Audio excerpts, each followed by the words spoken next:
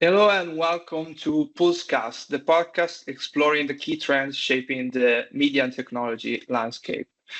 Today we'll talk about AI in media with Carlos Octavio, Director of Corporate Strategy and Architecture at Globo.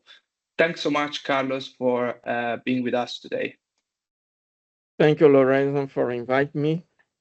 As Lorenzo said, I work at Globo, the largest media company in Latin America. I have been with Globo from the last 24 years, and I'm now responsible for corporate strategy, data and AI governance, the ecosystems and partnerships, and technology architecture. It is a pleasure to be here, Lorenzo.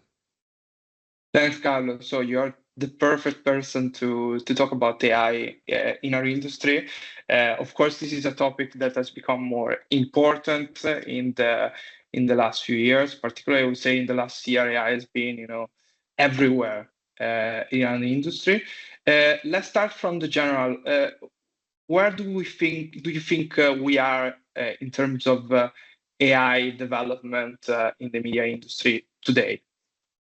I think first of all, I think we should clarify that AI has been in the media industry for quite a long time, and in general, it has been quite a long time. I think the recent buzz and hype is was created more by the generative AI, and in my point of view, it democratized AI, so it put AI in the hands of non-technical people. So this is I would say the beauty of the recent movements in AI. And of course, there is n- since the computing resources became available, there was an explosion also on the evolution of the models and the capabilities of AI. And regarding the media industry, I think when you speak about generative AI, there is a lot of experimentation, but I see that we are still in the early phases of applying it. And it's interesting when we go to trade shows like IBC and AB, and there is also a lot of conversations about AI. But when we go to the show floor, just a few real mature use cases are deployed. The normal ones are regarding dubbing, subtitles, things like that, translation. So uh, they are quite useful, but on my point of view, there is just a small chunk of what is possible with AI. When we look at the advertising, of course, there is also many use cases around algorithms for uh, media planning, for performance in terms of campaigns, in terms of generating creative ads, especially with videos. It's still a work in progress. When we go to things like displays, more easy to create pictures than to create videos, especially for television quality video. But again, the technology is evolving so quickly that it's a matter maybe of months, not years, until we reach that. But I think the greatest topic for me in the media industry is AI applied to content production. And here we can see a huge opportunity for efficiency, for being able to, I would say, empower people, Yeah. creative people, to create more, to have more options for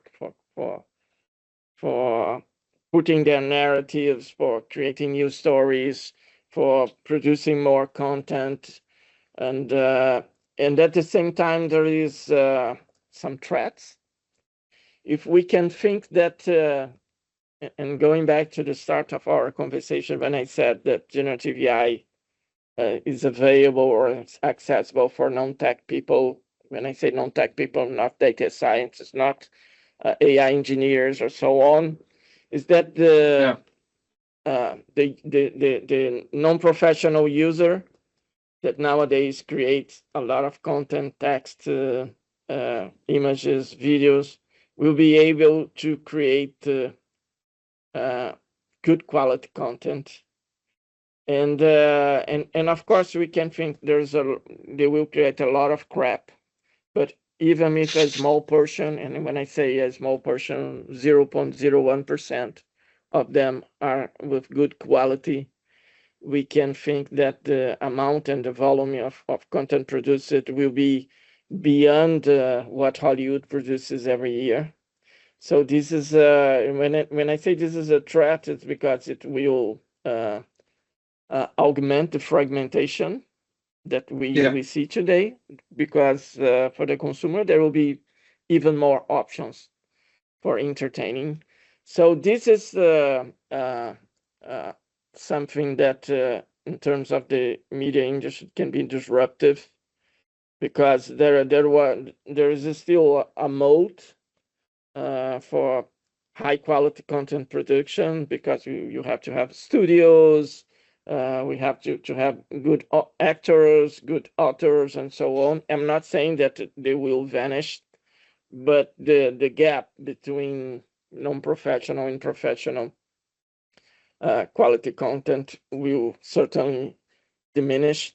And I'm not saying that it will replace it. We still believe that humans will be a key element in differentiating the application of AI. But yes, there is uh, a potential disruption coming. Thanks, Carlos. So you think that just to recap to what you said, particularly what you said about the impact on the industry. So more competition because more tools in the hands of also non-professional content creators without, necessarily the same resources of broadcasters. What do you think will be the likely impact on the industry, even if you look at it from a long-term perspective? But do you think it's just more competition? How should players in the industry, like broadcasters, adapt to this trend? It's a very good question. I I'm not sure if I have a straight answer for that, but what I think is that we should be prepared for that. And when I mean we should be prepared, we should be the ones that engage first in learning um, to use AI for our content production. We are already doing that. Yeah, We have the ambition to be a reference on that. And when I mean learning, is that it's not something that is quite ready. You have to learn how to use. You have to train the models. I'll give you just a small example. We create a short video, and we want to create a girl as a child. But when you go, I would say, off the shelf with the tools that are available, the girls do not look like Brazilian ones. And what I mean, they were trained with images from other parts of the world. So this is a yeah, small example where we, with the vast archive that we have, we should be able to train models to create uh, uh, images, videos that are more real to the Brazilians than with foreign or outside models. This is one part. The other bigger part nowadays is the continuation, because every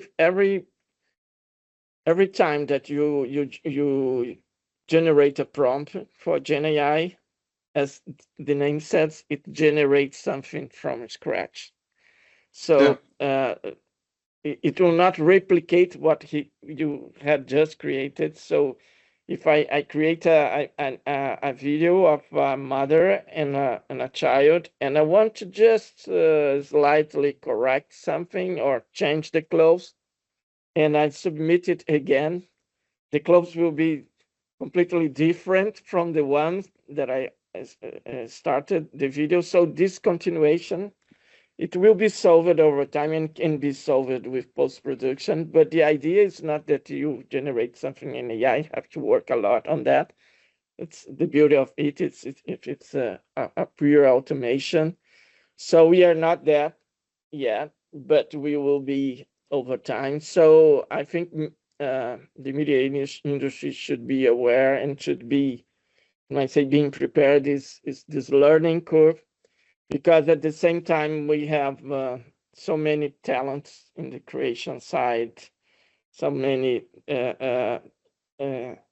resources to do that, probably we will create better quality content that we produce nowadays, and this again will keep the gap Yeah, yeah. on our favor. That's our And bet. That's what we are seeing. yeah, and I think that, probably, I don't know what you think is something that doesn't apply solely to media. I think in a lot of professions there will be this kind of uh, combination of humans and AI to become more efficient, more productive. And I can see, the ones that don't adapt to it becoming quickly obsolete, Yeah, also yeah, outside of media, yeah. And right? when I say the human factor is key, is this is exactly what I mean. Is to train to have those capabilities on our workforce to use in apply AI in the correct and more productive way. So this is key. The technology itself will not solve and will not be as creative as the combination of human and machine.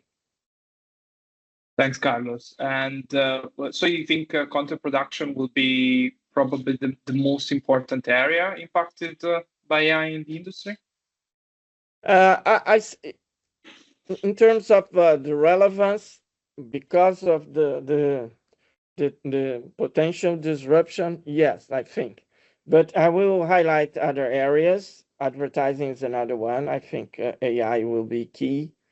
And we had already seen movements from Meta, from Google, in terms of evolving their capabilities using AI. So it's another key aspect.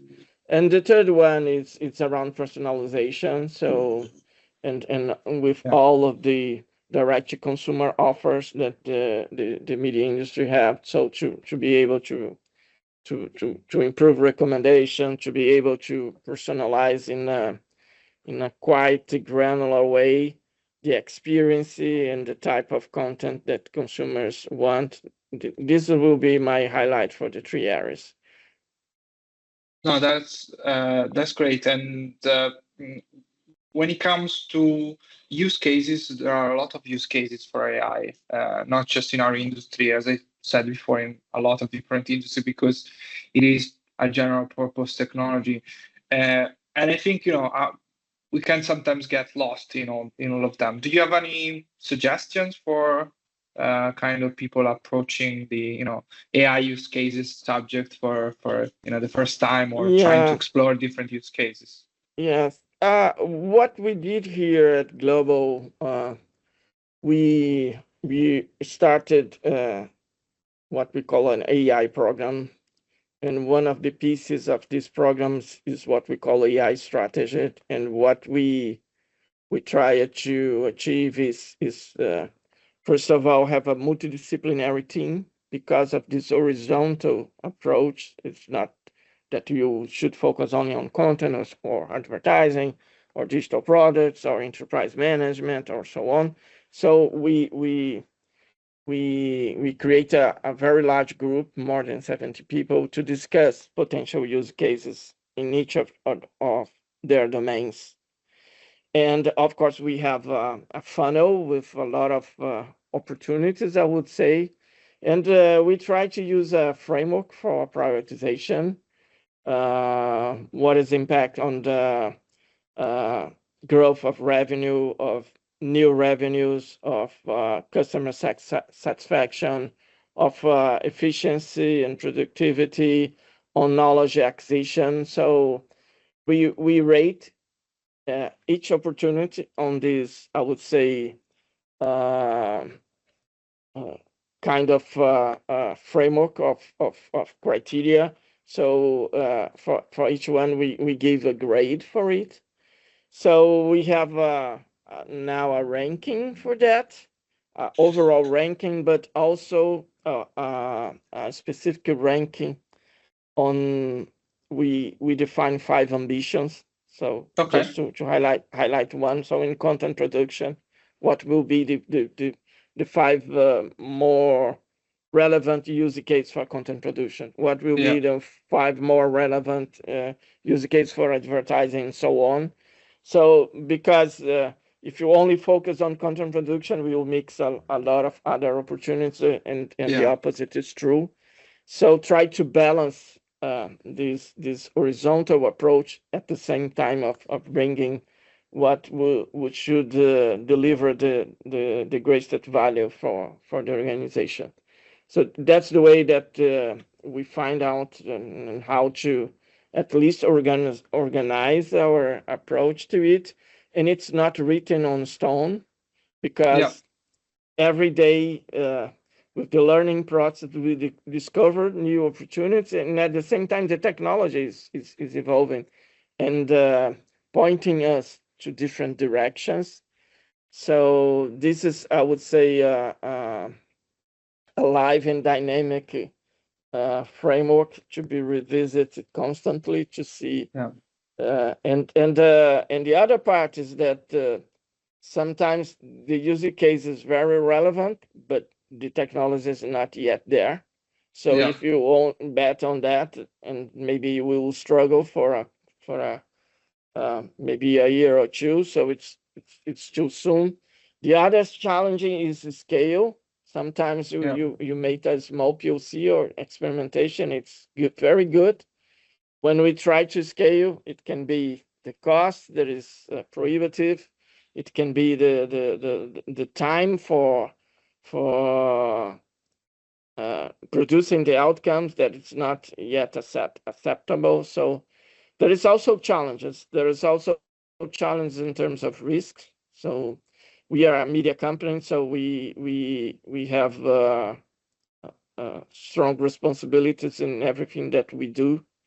Yeah. So we try not to we try to avoid bias. We try to avoid. We do not want to use it without responsibility. So this is also something that is important for us. Thanks, Carlos.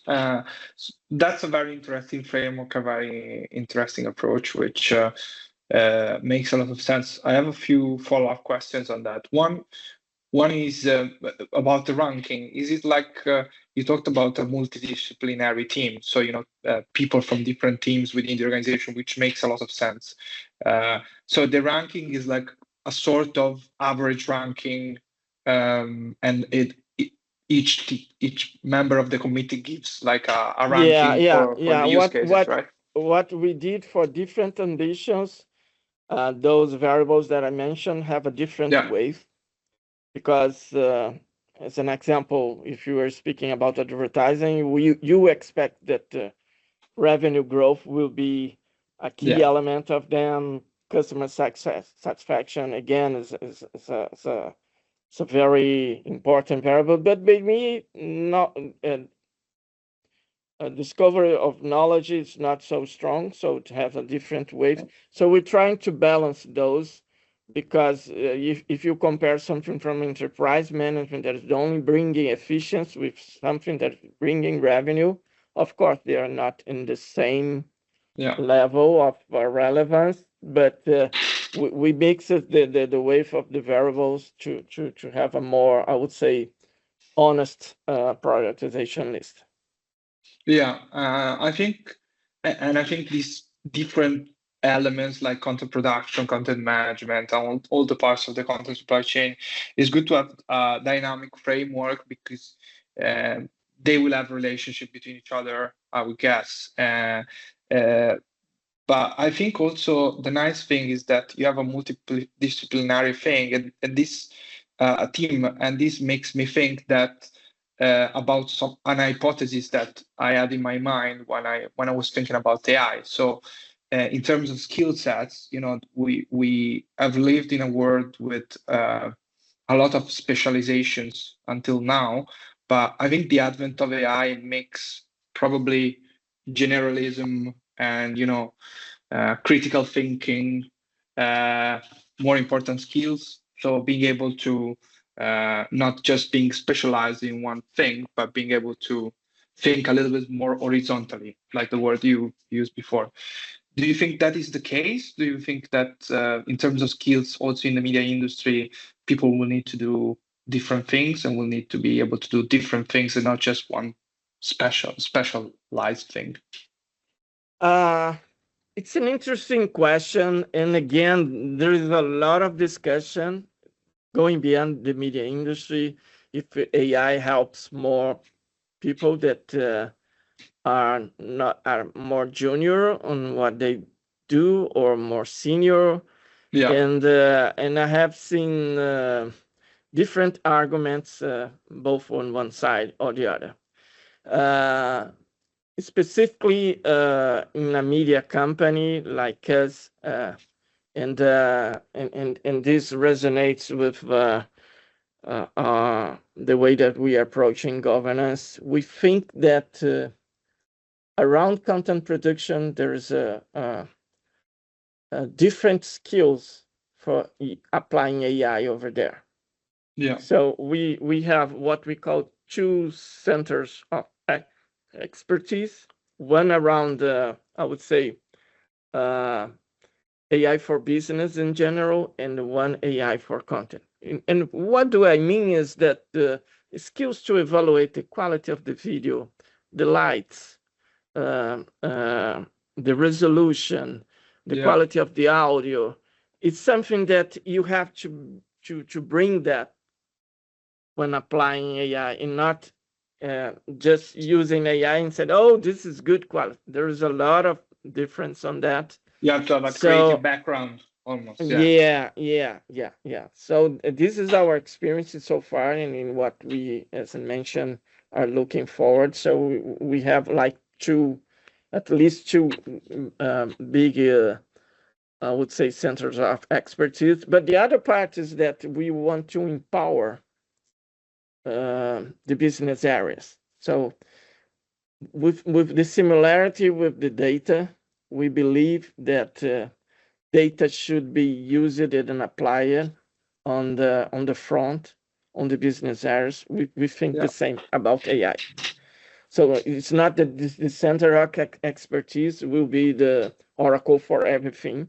No, they will support those uh, spokes, as we say, to apply AI. So and the democratization of AI will help that, because again, the I'll give you examples on dealing with documents. So yeah, drafting contracts, analyzing contracts. There are so many areas in the company that can use AI, and they don't have to develop any kind of tool. There are tools available even inside Office, Pilot, or if you use Google, yeah, there's Gemini. If you use ChatGPT or so on. So there's a lot of, I would say, small chunks of activities that will benefit from the use of AI, that yeah, will not depend on a tech group or a technology group. Besides the guidance on security, the guides yeah, on how to use it in a way that we protect our information, do not expose confidential information, or so on. But besides that, there's a lot of opportunities, and when I say they, the talent on the business areas should be able to apply themselves. That's what we believe, and we are starting part of this program a huge training and developing capabilities and skills for the workforce. So we already have a data lab. That is a big education program for data. We are putting data lab plus AI, so we are bringing AI inside of them.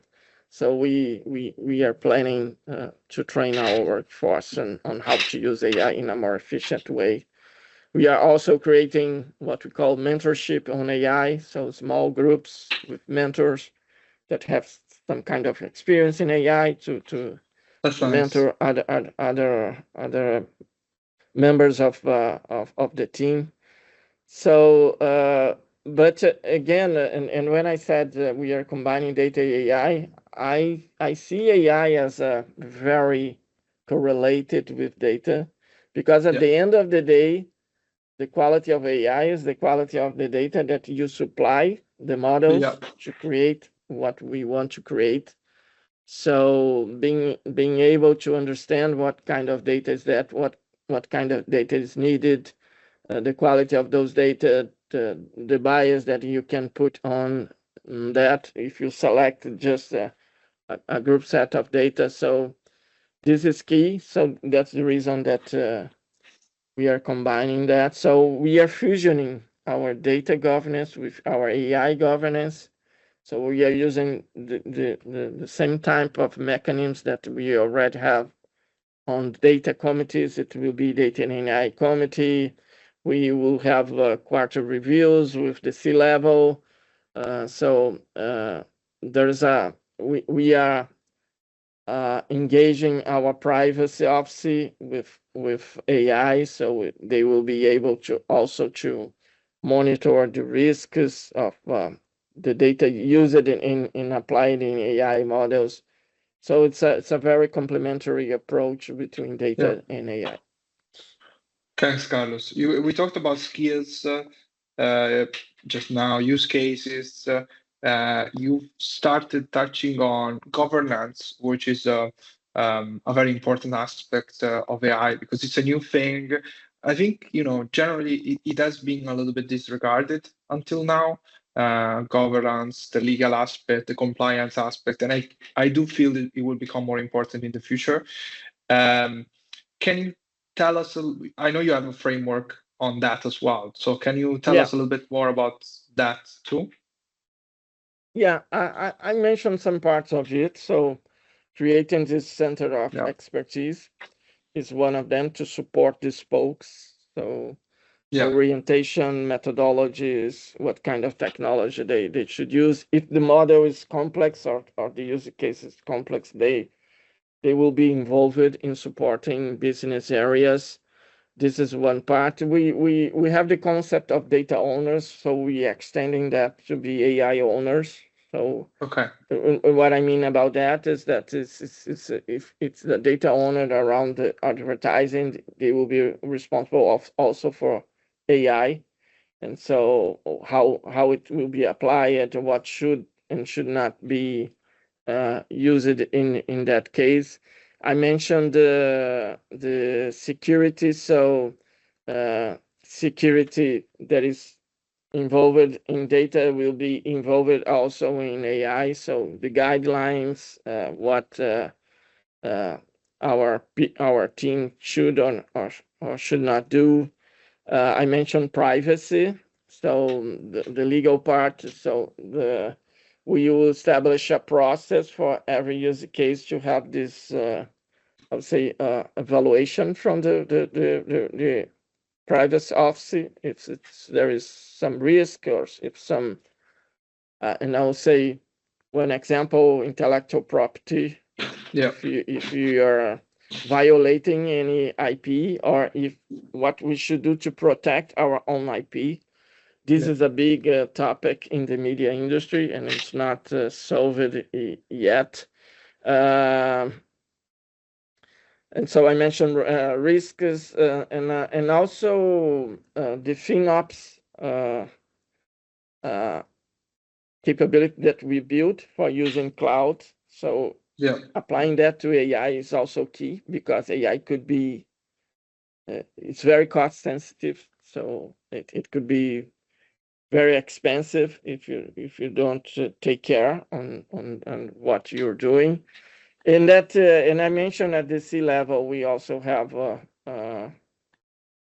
a quarter review with our CEO and some Yeah.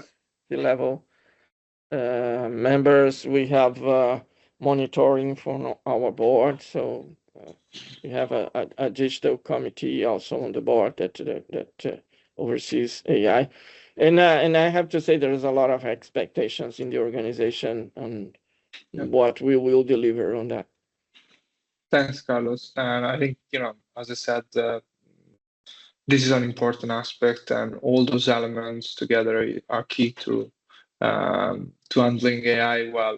But let's come back for a moment to the use cases. You talked about your framework. If you look at next year or the next years, which do you think are, and if you look not just at big use cases like content production, content management, advertising, um, are there any more specific use cases that, from your perspective, show a lot of potential for the future? Maybe they are not there now, but for the future, show a lot of potential for changing the industry. If some of them come to mind immediately. Yes, we have already discussed a lot about content production. I think this is Yeah, one element. We touch on advertising. I think it will make maybe advertising more accessible for small and medium business.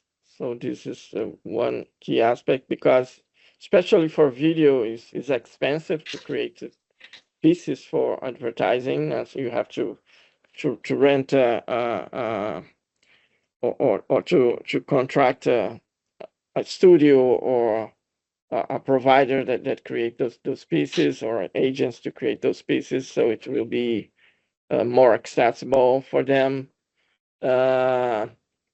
When we go, I mentioned the consumer, so I yeah, think that we will see changes in the consumer experience and the consumer interface with uh, new ways of interacting with a yeah, content experience that is still will be designed. I don't have the clear idea of that, but I see the potential of this. As an example, you can see a little bit on search. People probably will not search anything anymore. They will have a conversation with an agent yeah, that will fulfill their needs, even if it's information, even if it's to select a content or to recommend a content. And um, you can imagine that, we already have recommendation algorithms and carousels and things like that. yeah, But maybe in the future we'll just turn on and we'll start to play something, because yeah, the algorithm knows your taste and know what you have seen, know your preferences in a very granular way that you just lean back and see there. And it's interesting because it's quite similar to TV. yeah. Exactly. I was about to say Uh, the same thing. yeah, but It's linear. It can be linear. yeah, but I don't see that it will be one size fits all. There will people Yeah, that will love what I had described. There are ones that want to be more active on that. So I think the beauty is that there will be a range of possibilities, and you will have to do your best to satisfy these very different, I would say, profiles of consumers, because what resonates with one, maybe with more senior people, they don't want yeah, to have to select something. So this recommendation automatically play out is good, but for younger generations, they will prefer something else. So, but at the end of the day, we will be able to provide those options without necessarily asking the consumer. yeah, yeah. The interaction and the learning process will make it straightforward. Thanks. No, that's great, Carlos. One last question is about the technology landscape and what you're hoping to see at shows this year.